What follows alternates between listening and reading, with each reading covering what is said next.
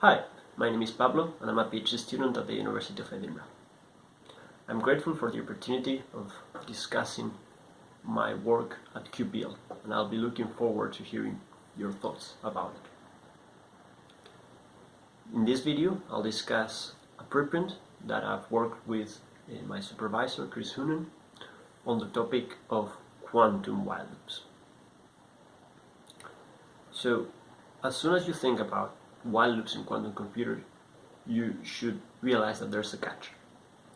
In classical computer science, a while loop should apply a check if a condition is satisfied after every iteration. However, in quantum computers, if we want to check a condition on the state of the computation, we are applying a quantum measurement. We're applying a measurement on a quantum state, and therefore we are affecting the quantum state. So there is a problem here. The way we go around it is using weak measurements. And this is why we call these while loops weakly measured while loops. So what is a weak measurement? Well, as this quote puts it very succinctly, a weak measurement is a measurement which gives very little information about the system on average, but also disturbs the state very little. So there's a trade-off here. In particular, I will be discussing kappa measurements, which is the name that we've given to a particular kind of weak measurements. The idea is that given a predicate Q that you want to test and a value of kappa, where kappa is a parameter that we refer to as the strength of the measurement,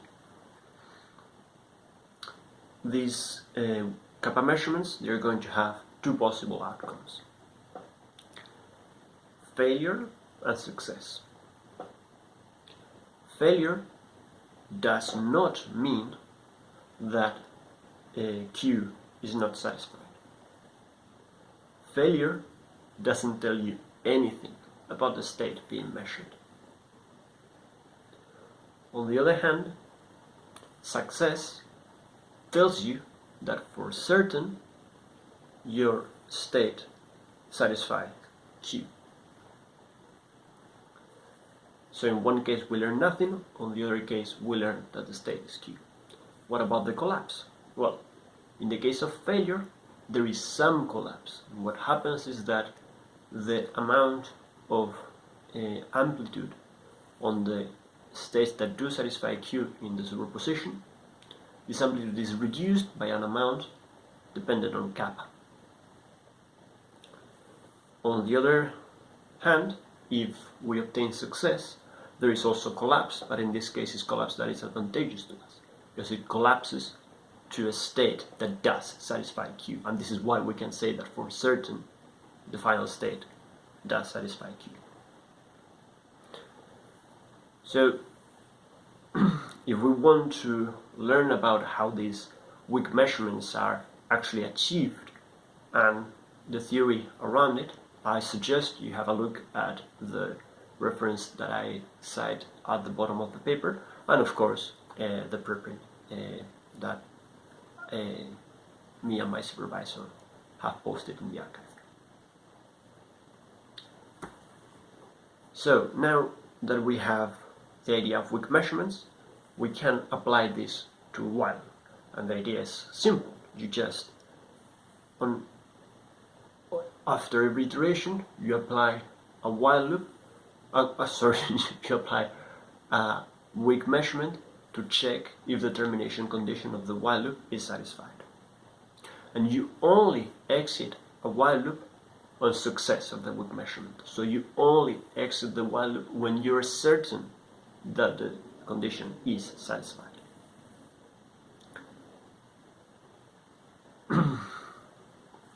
So now the problem is that we, as a programmer, need to specify the value of kappa for this while loop, and this is not trivial. So to help with this task, we have provided two properties on how the weak measurement and the body of the while loop interact. And if these properties are satisfied, you can estimate how many iterations of your loop are going to be required for it to terminate. And therefore you can learn for which values of kappa you still maintain your quantum speedup, and therefore your collapse has not been too detrimental. So I'm going to introduce some concepts.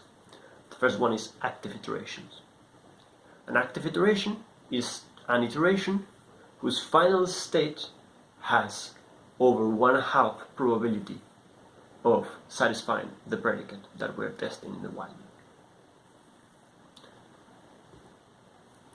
And then we have the first property of these two. The first property is active guarantee, and it is described by giving a function f that tells us that if we want to achieve n active iterations, f of n is going to tell us an upper bound on the amount of standard iterations that are required to achieve these n active iterations. So for instance, if we happen to know that after 100 standard iterations of the while loop, 5 of them are going to be active iterations, then then f of 5 would be 100. So this can be a loose bound. And it is important to stress that active guarantee is not taking into account collapse of any kind. It's not taking into account the weak measurement. The weak measurement is taken into account in the next property, robustness. So again, robustness is described by a function, g, and again, this function provides an upper bound on the number of weakly measured, in this case, weakly measured iterations necessary to reach the same amount of probability that we would reach with n standard non-measured iterations. So, put it simply, the weakly measured while loop reproduces the evolution of the non-measured one when robustness is satisfied. And it might be slower, but at some point the amount of probability will match the amount of probability of the weakly measured, of the non-measured while loop. So now that we have these two, we can do the following argument. So first of all, let's just think about standard non-measured active iterations. So whenever we have an active iteration, whenever we have any kind of iteration, the probability of success of the weak measurement on that iteration is kappa times pq.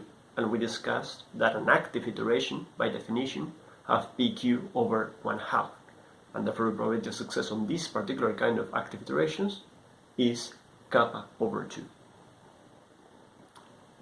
And therefore, now if we study what is the probability of success at some point throughout k iterations, k active iterations, the probability of success follows a geometric distribution on which after 2 over kappa iterations, the probability of success at some point of this k iteration, the probability of having succeeded at some point in these k iterations is over 1/2.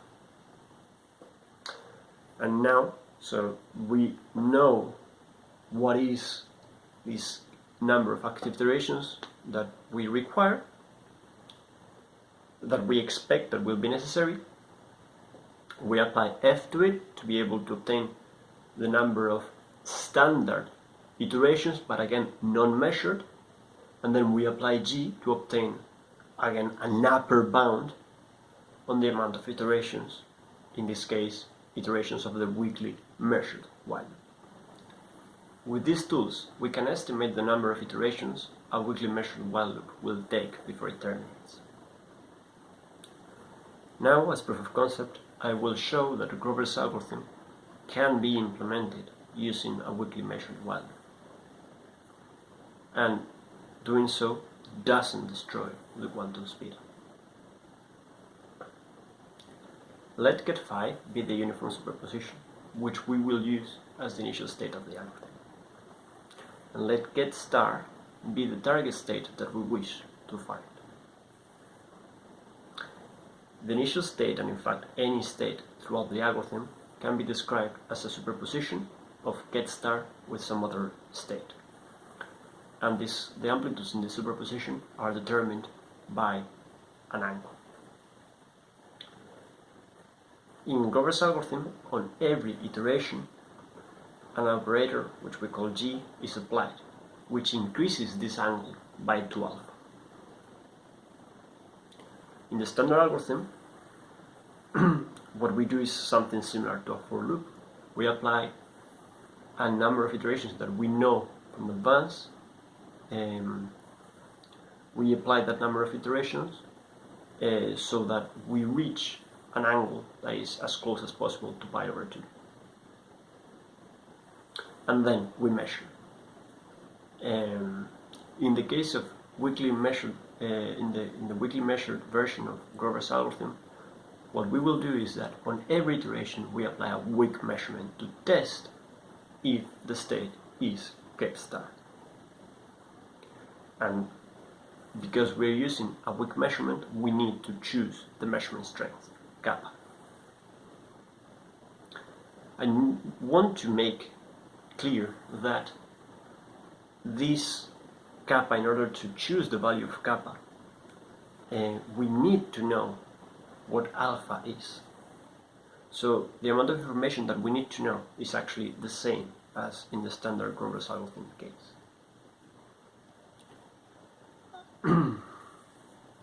So in principle there is no advantage of using a weakly measured while loop to implement Grover's algorithm. But that's fine, because this is meant as a proof of concept rather than as a useful application. It is relevant to mention that the paper that I reference at the bottom of the slide discusses also discusses a version of Grover's algorithm where on every iteration a measurement is applied. And in fact, even though weak measurements are not explicitly described and discussed, and while loops are not discussed either, in essence the algorithm is the same as the one that we propose here. Our main contribution is that we are building a framework so that these notions can be generalized to other algorithms. So now let's get to explaining with active guarantee and with robustness why we can use a weakly measured while loop to implement Grover's algorithm. So let's start with active guarantee. In Grover's algorithm, every state throughout the evolution is in the plane spanned by get star and the initial state. So, and we can see in this plane shown in the slide that there are two green regions in which any state that resides in that region will have probability over a half of collapsing into the get star if we measure with a PDM. So there is over a half probability of succeeding, and therefore we say that this green region is the region of active iterations. Considering that on every iteration Grover's operator increases the same amount, increases the angle the same amount, it is clear that the number of active iterations is just half of the number of standard iterations. So in principle, active guarantee would take just that f of n is 2n. So in order to achieve n active iterations, we require 2n standard iterations. The catch is what happens with n when n is small. Say n is 1. F of 1 would say an upper bound on the number of iterations that we require to reach the first active iteration. And of course, 2 is not enough. We need the term that appears here to account for that. And for people that are familiar with this, they will recognize this term as the number of iterations that the Grover's loop, that the Grover's algorithm requires. So in principle, this might look bad, but keep in mind that f just needs to be an upper bound. And the reason why we are doing this analysis is to be able to claim that the quantum speedup is preserved. So this extra term will just be a term that appears as a factor, or rather, actually just as a summand, and will not change the complexity, so we don't mind it too much. Now, robustness is a bit trickier. We have now to take into account what is the effect of the weak measurement failing. What is the collapse that it causes? And if we look into it, we see that after the collapse, the state still remains in the same plane. Because the only thing that happens is that the amplitude of get star is reduced by an amount determined by kappa.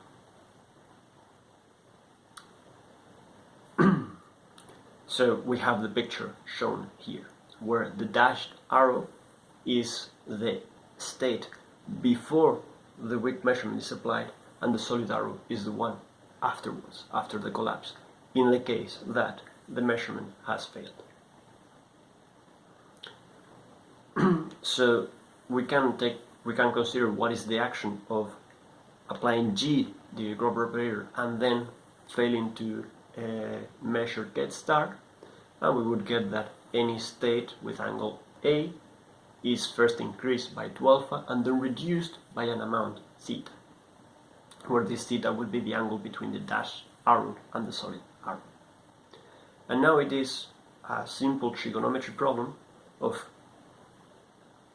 finding a bound to this theta. And in the paper we show that this theta can be bound.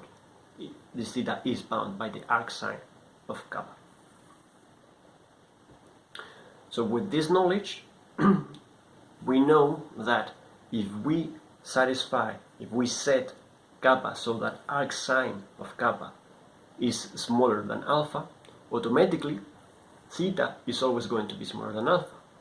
So on each iteration, we will first increase to alpha by Grover's operator, and then at most the collapse will just reduce the angle by alpha. So, and to do so, what we need is to set kappa to be 1 over square root of n, where n is the number of elements in the database, or if you prefer, the dimension of the vector space. So now robustness is trivial. We just say that the evolution is being slowed down by at most a factor of 2, so a perfectly valid upper bound is that Gn, the number of weakly measured iterations that we require, is 2 times n, where n is the number of standard iterations. We have set the value of the measurement strength kappa, and we have also defined functions f and g that witness the properties of active guarantee and robustness. We can now use this data to estimate the number of iterations that the weakly measured while will run for, and this happens to be approximately 8 times the square root of n. So in fact, we have shown that using the while loop, we still maintain the quadratic quantum speed. This factor of 8, however, is comparably large with respect to the factor that appears in the standard Grover's algorithm. This is, however, mainly due to the fact that in our analysis we've been using upper bounds. We can draw a more accurate picture if we sample from the probability distribution of the while loop terminating at a given iteration. For a million entries in the database, for n a million, the left figure shows the histogram of this, a histogram of this probability distribution. And we can clearly see that the algorithm goes through periods of active iterations, represented by the peaks in probability, which alternate with values. So in fact, our algorithm may go past the pi/2 angle and continue iterating if it happens that it hasn't succeeded by then. On the right hand side, we see a figure that plots the cumulative probability throughout the algorithm. And we can see that after 2000 iterations, already half of the samples have terminated. And in fact, not only the median, but also the mean are below 2000 iterations. This puts this 2000 corresponds to 2 times the square root of n. So we see that the factor wasn't as large. Now I wish to finish up with some discussion.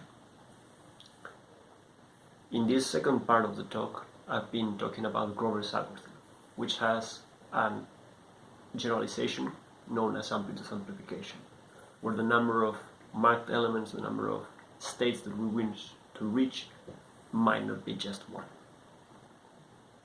This algorithm also admits a weakly while loop, a version with a weakly measured while loop, and in fact the proof of that is very similar to that of Grover's. However, neither this algorithm nor Grover's algorithm are a natural application of while loops. And the reason of that is because we already know how many iterations we want to run them for. And this is because we, in advance, know when active iterations occur. So if we want to find, and we do, my supervisor and I are interested in this, if we want to find when these while loops can be applied in a useful setting, we need to find a problem where predicting these active iterations is not as easy.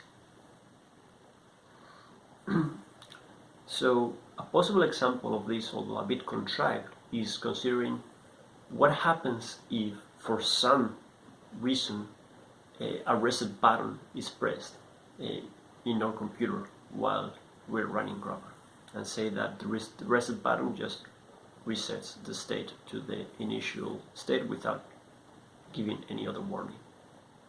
Well, in this very contrived example, the for loop will be unaware of the change because it is not monitoring the state. So it cannot adapt to the change, and it may, when it reaches the amount of iterations that it is asked to go through, it may actually end up in a state that is too premature, that is not close enough to the state that we wish to reach. However, a while loop will simply continue iterating. It is resilient to unexpected delays in the evolution. So the question that we now need to answer is, what is a natural application of kappa while loops? So potential applications are control flow that is more resilient to some kind of noise, and sadly I don't have much more to say about this we only have this vague idea, and we are hoping to get interesting results in the near future on this front. We also can consider algorithms whose evolution is inherently difficult to predict. So maybe simulations of complex systems where we still need to check that a property is satisfied. These kappa while loops, these weakly measured while loops, have some nice features. The body of the loop doesn't need to be unitary. It can be any completely positive trace-preserving map. And this means that in fact we can nest kappa while loops inside each other. And the most important thing to remember is that these while loops are not the same as while loops in classical computer science, because even though we do not need to choose the amount of iterations they run for, we need to choose the value of kappa, the measured strength. Thank you for watching. I'll be very interested in answering your questions and hearing your thoughts. Please, if you have any comments, contact me through the conference's channels or by email if you want to discuss this further. Thank you very much.